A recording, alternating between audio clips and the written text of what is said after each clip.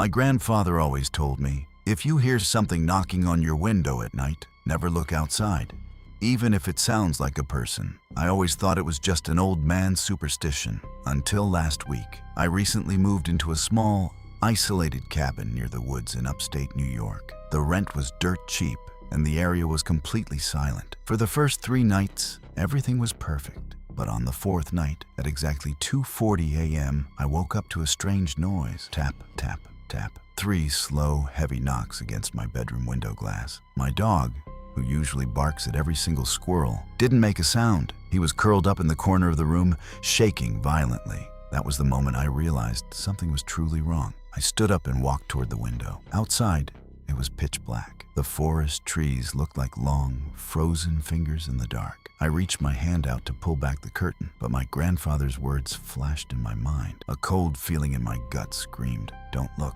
I froze, took a deep breath, and walked back to bed. The knocking didn't happen again that night. The next morning, I checked the window from the outside. There were no footprints in the mud underneath it. The ground was completely undisturbed. It was physically impossible for a human to stand there without leaving a mark. On the 5th night, I decided to stay awake. At 2:35 a.m., I was sitting in bed with my phone out. The house was dead silent. Then, at exactly 2:40 a.m., the noise returned. But this time, it wasn't knocking, it was scratching.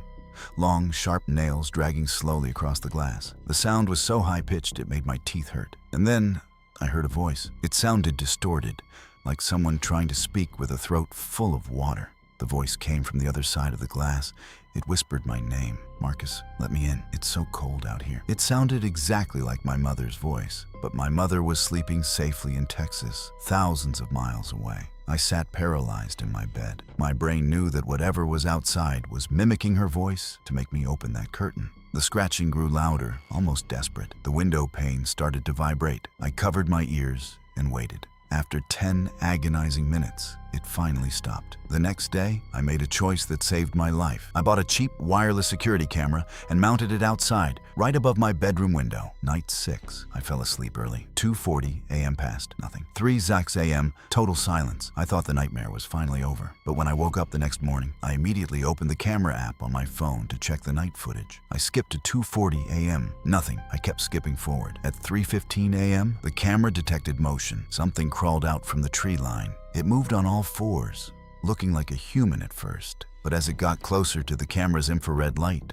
my heart dropped. Its arms and legs were way too long, bending at horrific, unnatural angles. It had no clothes, and its skin was a pale, sickening gray. It didn't stand on the ground. It literally climbed up the side of my cabin like a giant spider and pressed its face directly against my bedroom window glass. The camera caught its face in a clear close-up. It had no eyes, empty black sockets, and a massive, impossibly wide grin, filled with too many sharp human teeth. In the video, this creature is staring through the glass, trying to see me behind the thick curtains. Then, it suddenly snapped its head up and looked straight into the camera lens. It knew I would watch this. It slowly raised a long, skeletal finger to its gray lips, making a shh motion. The video feed cut to static right after that. The camera was destroyed. I packed my bags in 10 minutes and drove away. I am never going back to that cabin. But last night, while staying at a hotel in the city, my phone buzzed. It was a notification from my security camera app. The camera was offline, but the cloud storage had saved one final automated file from the microphone right before it died. It was an audio text translation. It read, "I know which room you are sleeping in tonight."